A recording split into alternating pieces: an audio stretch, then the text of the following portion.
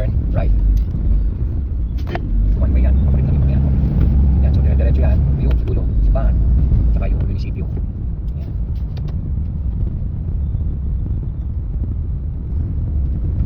Yan.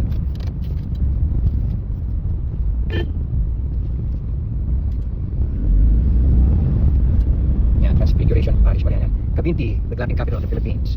Yan. Ito yung masikip na lugar lang, pero one way. Okay, one way, ticket. Okay. So from there, nakaka 2 minutes, 29 na tayo. According sa timing ng video. Yan. Walang daan, yung naman dito, wala naman traffic yan.